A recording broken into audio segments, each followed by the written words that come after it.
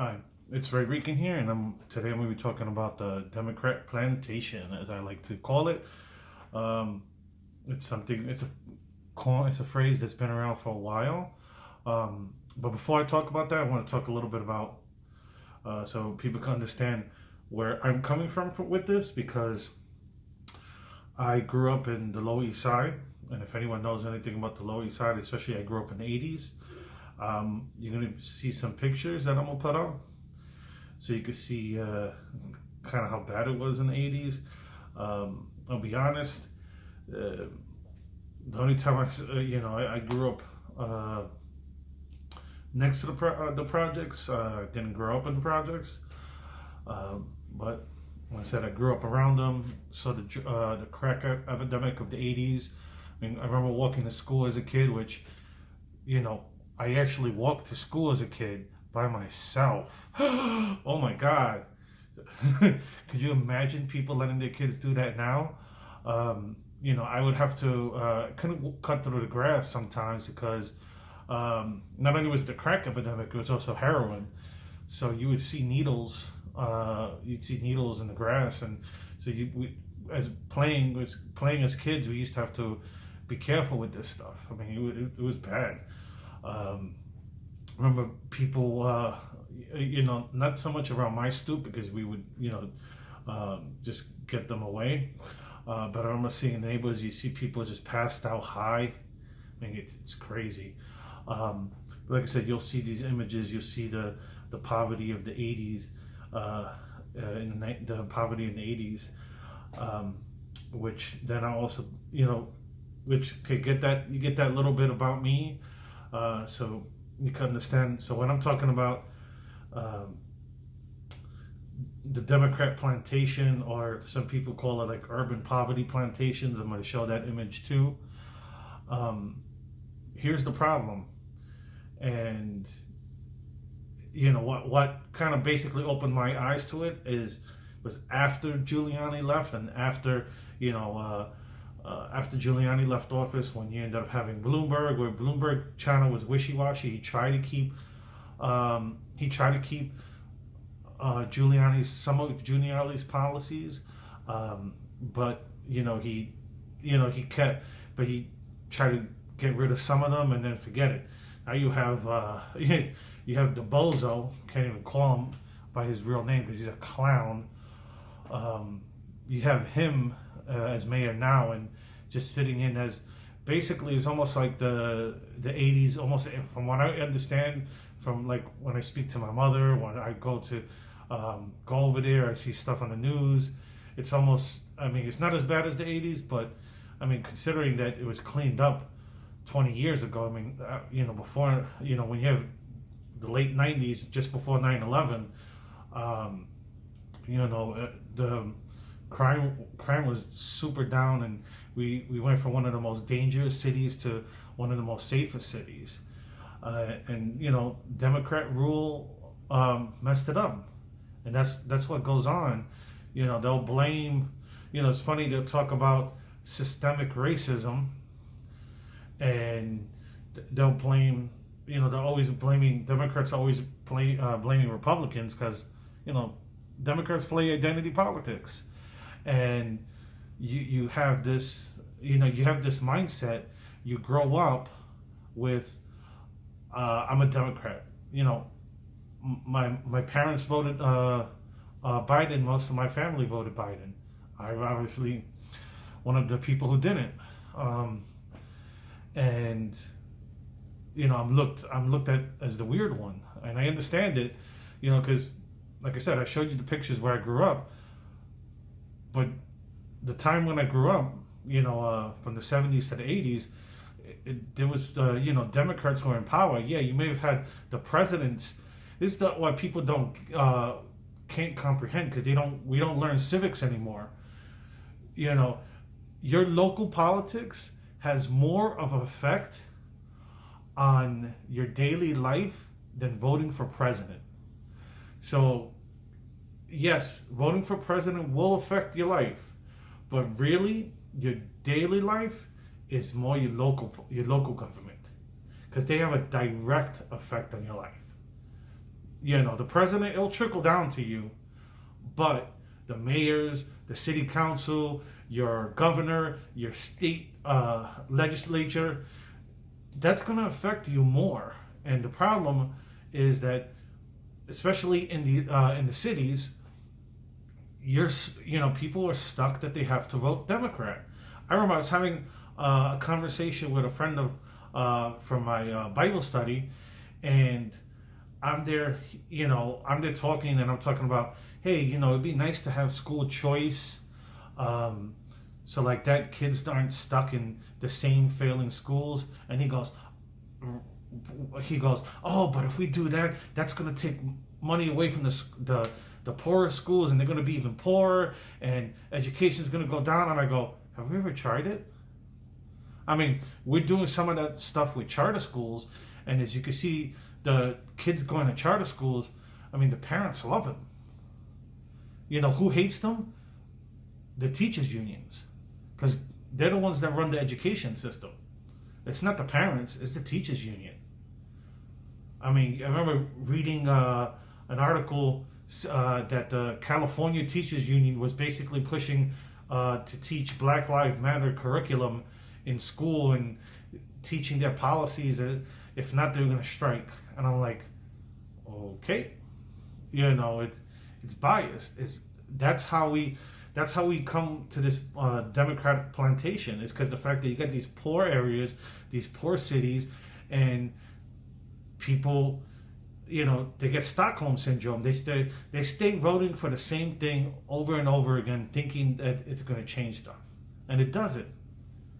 The only time in my lifetime that New York City was Republican was Giuliani, and Bloomberg ran as an independent, switched parties and whatnot. So but really just you just have the 2 terms of Giuliani, and that's it.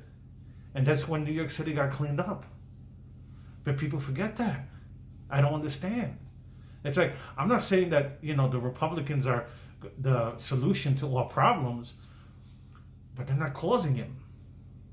You bring in these Democrat politicians, and look what's going on, especially in our big cities, and people just keep voting them in.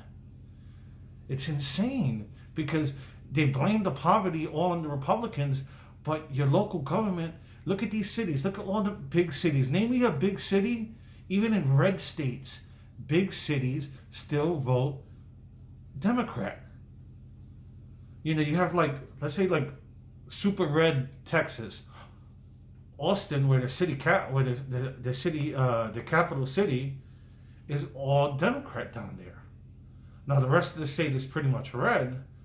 You got pockets kind of changing where they're, the demographics, especially you got people coming in from California, New York, that are going there for a better life, and they forget why they moved out there. And then they vote the way they voted where they came from. And that just, that's just crazy. So if we're going to, if you want to change these things, we got to start local. Everybody's worried about the president. We still don't know what's going to go on. We still don't know if Trump is going to get his legal challenges upheld or not. But it doesn't matter. Like I said, you got friends and family in Georgia, get them to the polls, get them to vote. If you want to stop things from, going too far left, the Senate's the key. But with that being said, you still have to vote for your local governments. You want to end this Democrat plantation, you got to vote locally. You got to vote out these do-nothing mayors, these do-nothing governors, these governors that are passing edicts and expecting that law enforcement's going to enforce them, because this is the whole thing. Let's say sheriffs. Sheriffs in some states, they're elected. Excuse me. And since they're elected, you have to win. You swear an oath to the Constitution, and even if the governor tells you an edict, and because I'm not going to call it a law because it didn't go through the legislature. If he's going to pass an edict, sheriffs they do not have to follow these. They have the ultimate jurisdiction where they could go, I'm not going to follow an unconstitutional act. If if Governor Newsom goes, hey, tomorrow we're going to start confiscating guns, and the sheriffs are going to go out and confiscate them, guess what? They don't have to follow that. It's an unconstitutional law, or not law, but edict. So that's the solution to this. I'm not saying that the solution is to change. You want real change? Stop selling out your vote. When I say selling out your vote is you vote the same thing over and over again every year and think that things are going to get better. How is it if you voted Democrat and your family's voted Democrat and you're stuck in the PJs and you're stuck in the ghetto? Do something different. Get out there and push for better. Don't push people that are going to give you free stuff. Because I remember seeing on Facebook friends of mine from LES going, oh, this politician's there handing out turkeys, and this politician there is she's making sure stuff gets fixed. It's like, oh, that's nice and dandy that come election time they're gonna they're gonna do this stuff to buy your votes.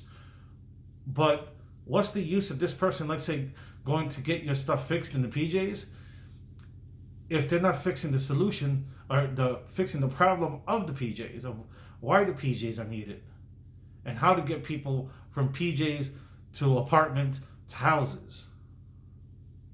That's what we need. We need people who are going to help people do that. Because just because you're born in poverty doesn't mean that people are dumb. People are uncivilized.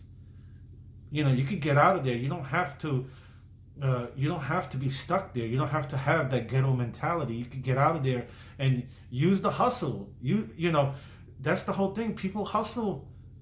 And you know what? You could push that and put that into your daily life. Put that into a project. That's how these, some of these rappers, they knew how to hustle. They got out there, they did their thing, and now they make money, now they're famous. I'm not saying everybody could be a rapper, or everybody could be, a star, everybody could be, but if you know how to work hard, you'd be fine. Do that. Use your work ethic that your parents teach us, especially blacks and Latinos. Well, especially us that we grew up in the ghetto. Our parents. I don't know. I shouldn't say that because that's another topic. I was gonna say our parents teach us these values. That's a topic for another story where we could talk about. One of the problems in the black and Latino community, especially more pronounced in the black community than the Latino community, but it's starting to go up there, is the whole destruction of the family. So, I want to close this off with one of the quotes that always bother me, and it's LBJ, when he said, what's his quote here? Democrat Plantation. Lyndon Baines Johnson, 1963. These Negroes, they're getting pretty uppity these days, and that's a problem for us, since there's somehow now something now they never had before, the political pull to back up their uppiness. Now we've got to do something about this. We've got to give them a little something, just enough to quiet them down, not enough to make a difference. I'll have them, N-words, voting Democrat for the next 200 years. Just remember that. This is what LBJ's plan was when he was battling poverty. And I want you to remember that, because that's exactly what's happened. This is exactly what's happened. So, any questions, comments, please leave them in the comment section. Don't forget to like and subscribe to my channel, and have a good evening.